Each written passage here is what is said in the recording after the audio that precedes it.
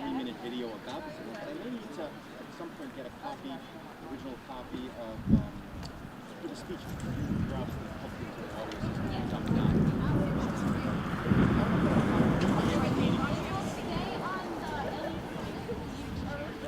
I see. So you're going to take the original, the pretty good version of this will be on the Ellington. Like whatever happens to us, automatically. I've been to the district and I've been to Ellington Public Schools YouTube site. It still has its own. Yeah, it's the one we streamed directly. Who's in charge? Good morning, everyone. We're going to invite our guests to sit in the chairs in front of the podium so that maybe you can hear a little bit better. If you'd prefer not to sit, you might want to just move a bit closer to the flagpole just so you can hear the student speakers as they are getting ready to present their Veterans Day ceremony for you. Thank you.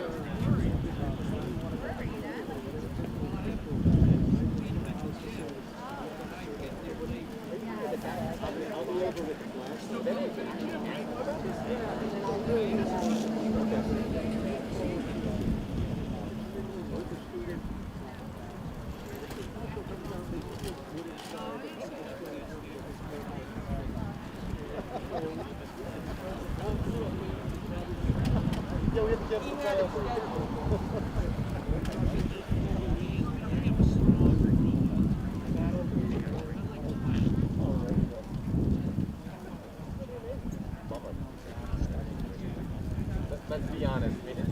Well, yes.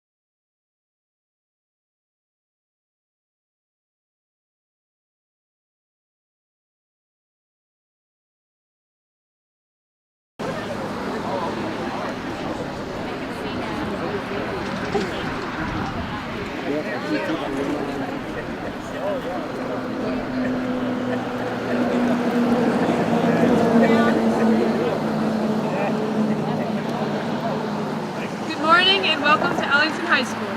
My name is Allison Kozik and I am a junior at Ellington High School and also a member of Student Council. This is my second year as an Assembly Assistant Chairperson for today's event. Every year, Ellington High School holds a Veterans Day Assembly to honor those who have served and are currently serving in the military. However, under the current circumstances, we were worried that we would not be able to hold this assembly in our traditional way. So I am very glad that you are all able to make it here today. Before we continue on with the assembly, I would like to thank all the veterans for being here today and making this possible. I am incredibly honored to stand before you.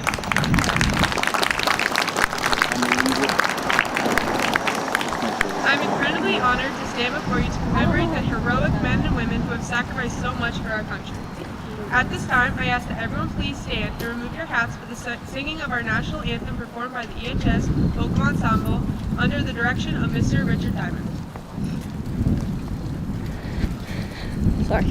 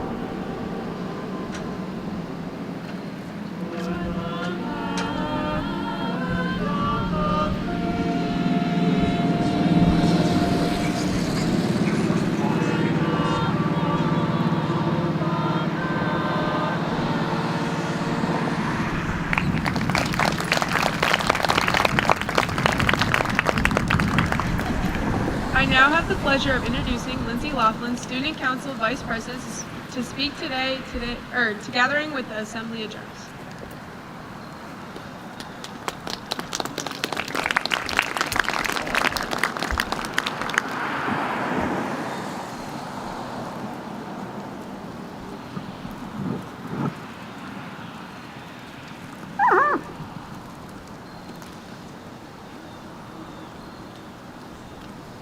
Hello, my name is Lindsay Laughlin and I am a Student Council Vice President. I will be reading the Assembly Address on behalf of Student Council President and Chairperson for this event, Amanda Amaral, who is unable to be here today. Welcome to Ellington High School's annual Veterans Day Assembly and Celebration. I am honored and humbled to be here today to celebrate this day of remembrance, to give thanks to all who serve and protect our nation. I am so thankful that I have been able to honor our veterans over the past 3 years as a member of the Veterans Day Committee. I'm so happy that even though this is not our traditional way, that we can properly thank you for your bravery and sacrifice on this special day. When I think of Veterans Day, I think of two things: freedom and patriotism. The freedom that we often take for granted has been earned and protected by the servicemen and women who selflessly serve our country day in and day out. Without veterans, we may not have been able to vote in the recent election, actively voice our political opinions, or practice our religion of choice.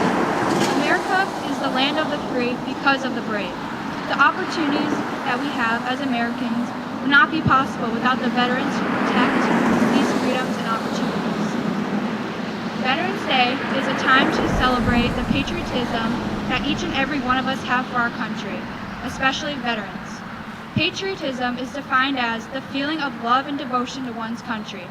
I cannot think of a truer example of this definition than the love and devotion that you veterans have displayed by serving our country with such determination and honor. A patriot may see the flaws in his country, but also recognizes why it is worth loving and protecting. A patriot embraces President John F. Kennedy's challenge by asking herself not what her country can do for them, but what she can do for her country. By holding these values, veterans put the well-being of their fellow Americans before their own, and I admire each and every one of you for that. When Amanda reflects on her family's history, she found one of many things that make this country special. A patriot does not have to be born in America to love the nation and defend its rights. Both of Amanda's grandfathers are a true testament to this statement. Her grandfather, Sean O'Halloran, is a first-generation American who put great pride in serving his country. He served 2 tours in post-World War II Germany, helping rebuild Eastern Europe to protect from communism. He re-encountered enlisting in the Army at only 18 years old, and soon after he was standing on the border of Czechoslovakia with the Army tank on the other side. Her grandpa's story gave her a better understanding of the true sacrifice and selflessness that a veteran assumes, and in doing so, gave her a greater respect for all veterans as a whole. Amanda's other grandfather, Richard Amaral, who is now deceased, was also a first-generation American, as his parents immigrated from Portugal and Italy.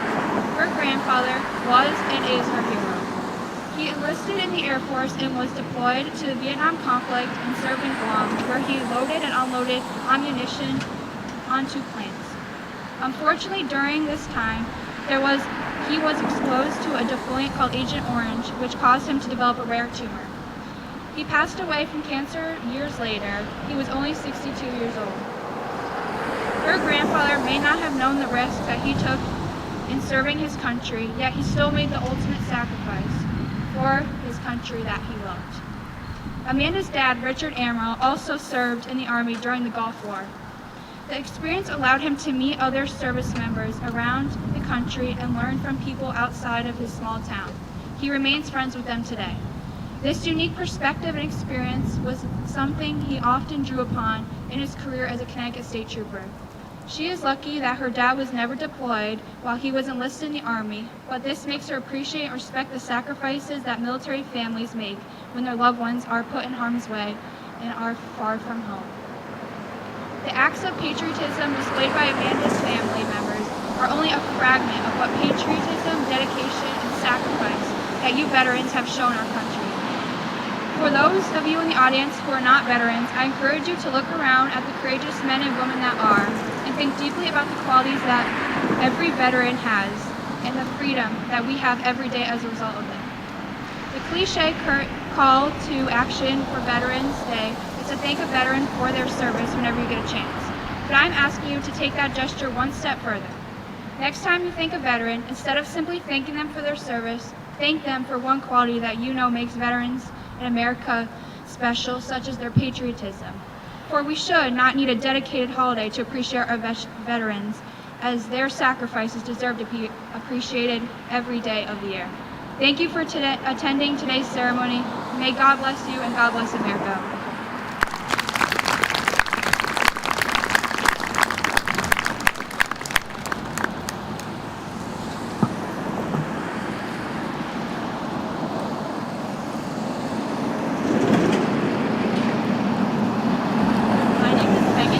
And I am a junior at Ellington High School, a member of Student Council, and an Assembly Assistant Chairperson for today's event. Ellington High School would like to thank the members of the American Legion Hathaway Miller, post number 62, and American Legion Auxiliary VFW post 10689 for bringing local veterans for today's event. We are so honored and lucky to be with you all on this very special day. As a reminder, there is a veterans plaque located outside of the gymnasium foyer that commemorates those EHS graduates who have proudly served in our armed forces. At this time, Allison will now begin our call to duty.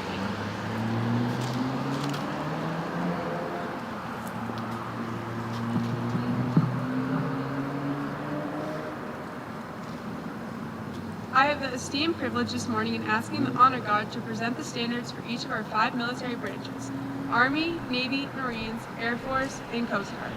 Once in position, each flag will individually present at 45 degrees. During the presenting of the standard, I ask those who have served in the branch or are currently serving in that branch to please stand so that we may honor you. Representing the United States Army, sophomore class of 2023, Jillian Pasica.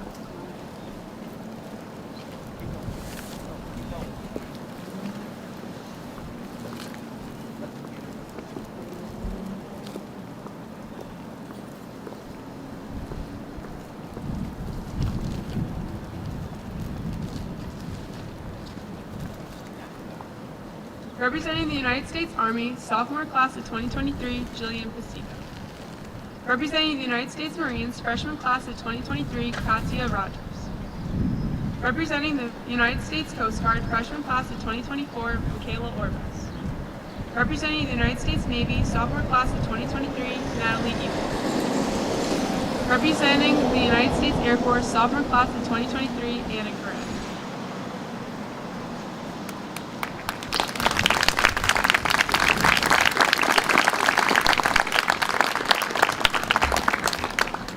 Thank you for your participation. Standards detailed dismissed.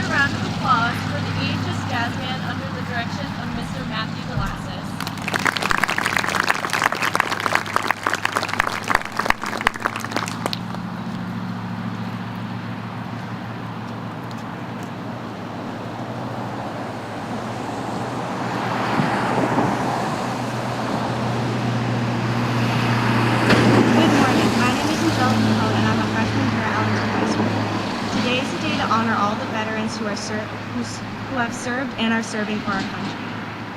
Following Iraq's invasion and the annexation of Kuwait in 1990, the United States launched Operation Desert Storm to restore Kuwait's independence. According to the United States Department of Defense, over the course of 42 days, about 697,000 American troops took part in the war in 299 countries. My grandfather, Ron Gross, served in Iraq and fought for our country during that time.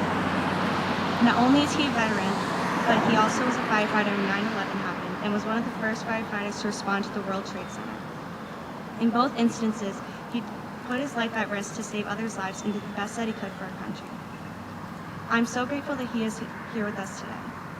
Papi, I want you to know that I'm appreciative of your service for our country, and your strength and dedication has given me the courage to come up here and let everyone else know how truly amazing you are.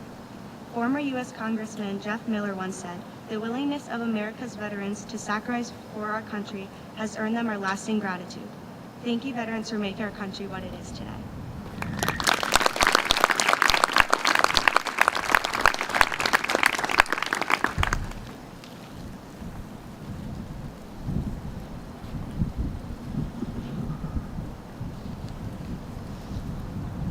Good morning. My name is Nadia Zafanella, and I'm a sophomore here at Ellington High School.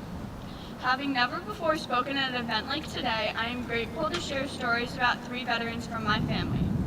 I'd like to start by speaking about my great-uncle, Richard Carrier, and my grandfather, Francis Swallow. Neither of these men are still with us, but I am here to share their stories.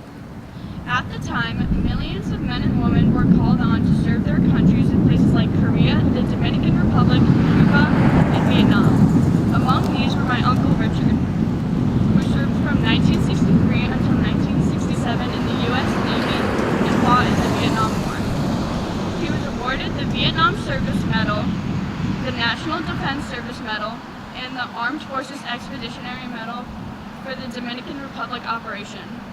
He was also a member of the Veterans of Foreign Wars for over 50 years. He passed just last year due to asbestos exposure from the Navy ships. My grandfather, Francis Swallow, also served in the U.S. Army during the time of the Vietnam War.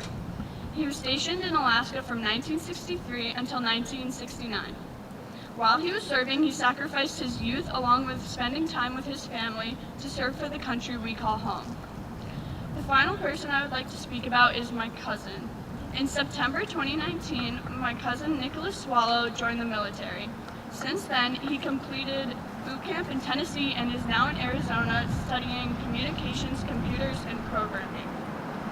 Eventually, he will implement those skills in service for our nation. I can't wait to see his future accomplishments. I'm beyond proud to share these stories about these amazing men. To them and all who have served our country, I say thank you.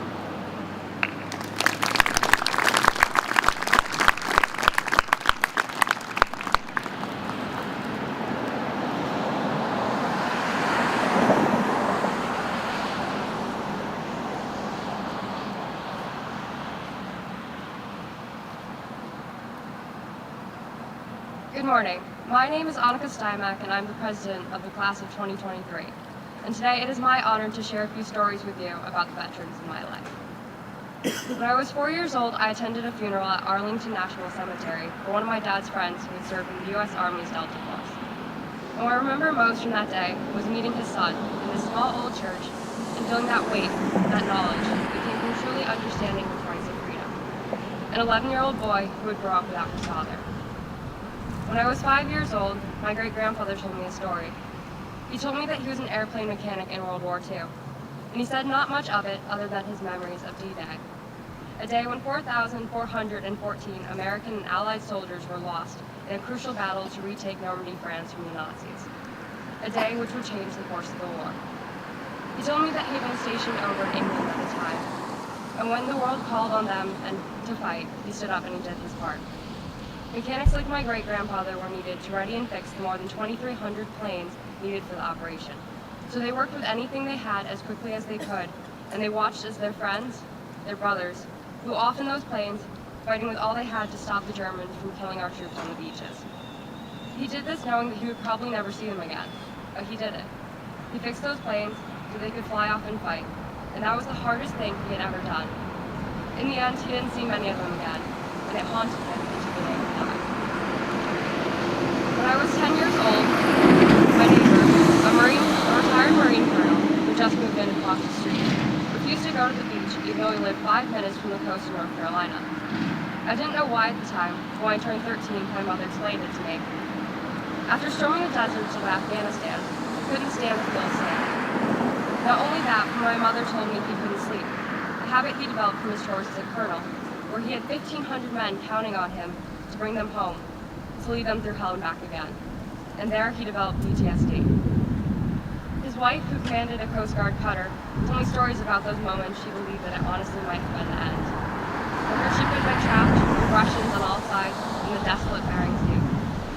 She told me that feeling of that endless day, and I realized then just what a price she had paid for my freedom, to defend the world in which I live. She was always a big supporter of mine, but it was I who was proud of her far more than she could have ever been proud of me. She was the 9th woman to ever command a Coast Guard cutter, but that had never been her plan. She started out as an attorney for the Coast Guard until she saw those ships and knew that she had to be on one of them, to protect this country and to protect all the little girls like me.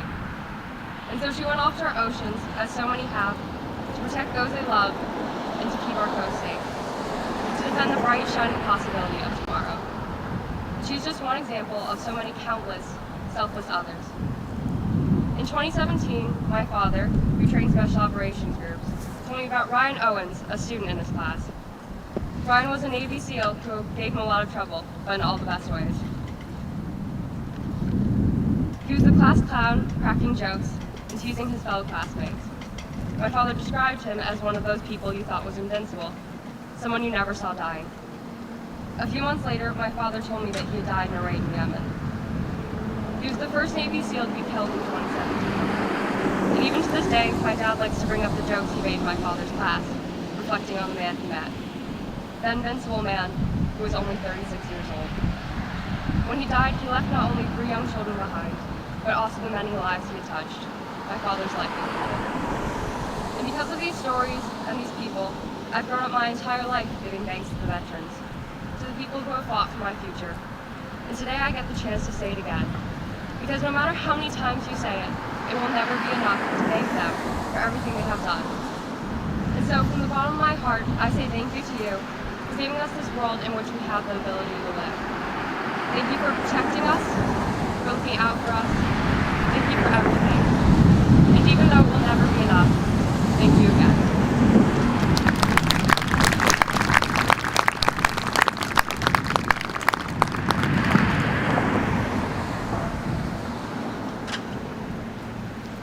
Thank you to our student speakers. At this time, I'm honored to welcome our special guest speaker for today's assembly, EHS graduate of 2004, Purple Heart recipient, and now veteran of the United States Marine Corps, Sergeant Greg Karen.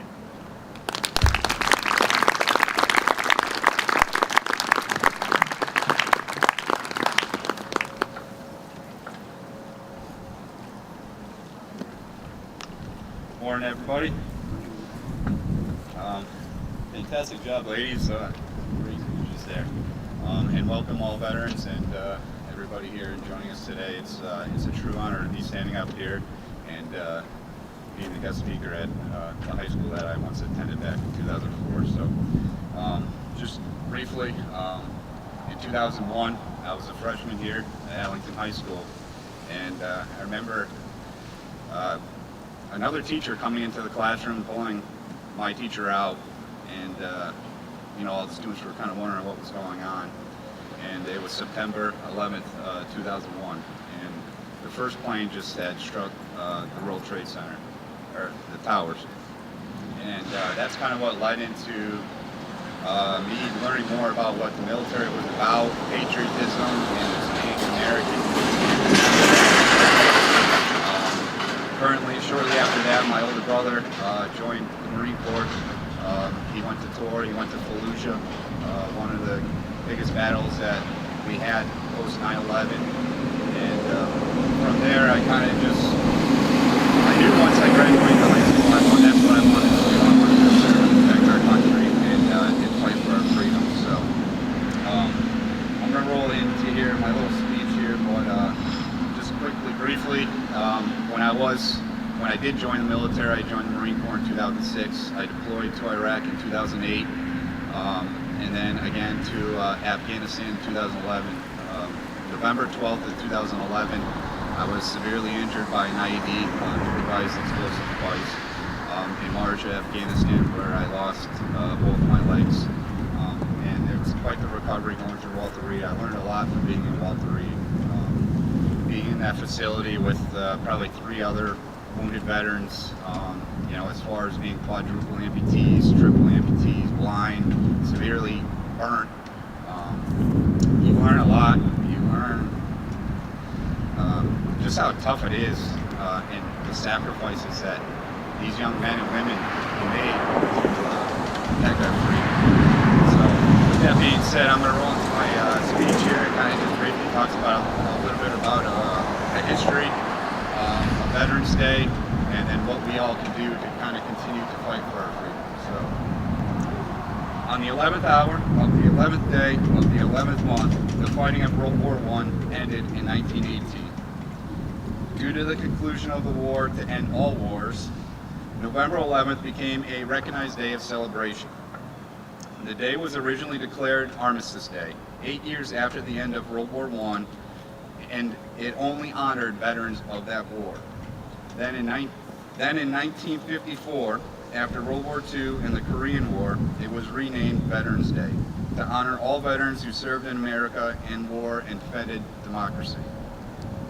So today, we honor all of our veterans who unselfishly placed their lives on the line to protect our freedom. Those men and women were ordinary people until they heard the call of duty and answered it. They left their families, their homes, and their lives, not for the recognition or fame or even the honor that we bestow upon them today. They fought to protect our country, to maintain our way of life. As we honor our veterans and remember their great deeds, let us salute those who are currently fighting for our freedom. The war on terrorism has helped us all realize how truly unique the American way of life is. The freedom we enjoy is extremely special. That is why we must defend it. So now is the time for us not to only honor those who fought or are currently fighting for our freedom, it is also the time for each of us to take part in protecting it. The defense of freedom is not just for those in the military. Each of us share that duty and that responsibility. We don't have to join the Army or the Navy or any other organization of defense to actively defend our way of life. We can protect our freedom simply by maintaining it here in America. If we want to preserve our freedom, we must put them into action. For an example, by voting for the elections or speaking out against injustices. We must also ensure that everyone feels the benefits of the freedom. And we can do that by volunteering in our communities and teaching our children what it really means to be an American. Veterans Day isn't just a day for veterans, it's a day for all Americans. It's a day to remember why we are fighting, and it is a day for us to remember why they are fighting, and a day for all of us to begin our journey of protecting our freedom and the freedom of many future generations. Thank you for honoring our veterans today. Let us walk toward tomorrow still honoring them by living in the freedom they protected. Thank you.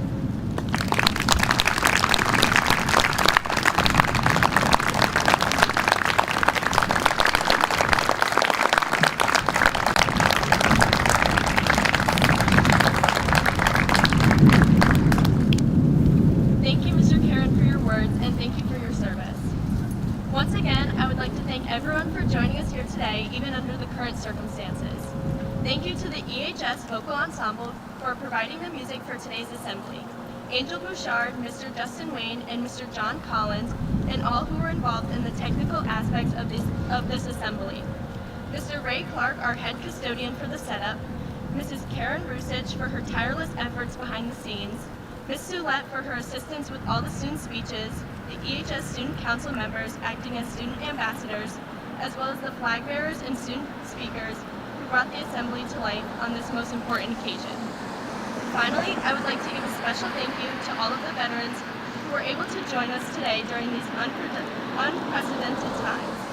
We are all very grateful for the sacrifices you have made for us and for this country by putting your life on the line. Your bravery will never be forgotten. Thank you.